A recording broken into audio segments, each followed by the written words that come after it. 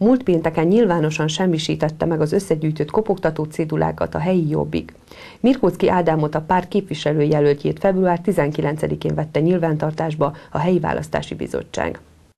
A Jobbik jelöltje közel 4000 ajánlószelvényt kapott a választókerület 24 településéről. Első körben ugye február 8-án kezdődtek a kipostázások, a ajánlószelvények a választópolgároknak, és ha jól emlékszem, akkor olyan 3 nap után megvolt a szükséges 750, és durván 1 hét után adtuk le az első 1500 kopogtatót, és hát az azóta földgyűlem lett, amit gyorsan hozzáteszek, hogy úgy 4000, hogy a leadás után mi már nem mentünk utána, hanem ezt már hozták, és volt nagyon sok helyről, hogy postázták a választópolgárok, úgyhogy ez mindenképp egy szép szám, és hát nem volt célunk, hogy taroljunk más elől, és az sem volt célunk, hogy más pártot indítsunk mások ellen,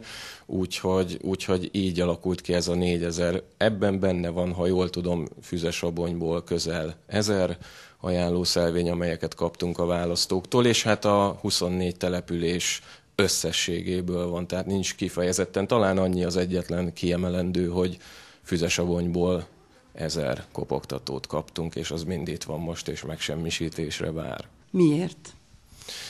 Hát elsősorban a törvény rendelkezik úgy, hogy hogyan kell eljárni az összegyűjtött ajánlószelvényekkel, vagy kopogtató cédulákkal, és hát értelemszerűen miután mi már leadtuk elsőként a szükséges mennyiséget, az azóta felgyülemlettet, ugye ezt nem lehet magunknál tartani, nem lehet másolni, nem lehet az adatokat kiadni másoknak, ezért 2 út van előttünk, vagy leadjuk a területi választási bizottságnak az összegyűjtött és még jelenleg nálunk levő szelvényeket, vagy március 22-éig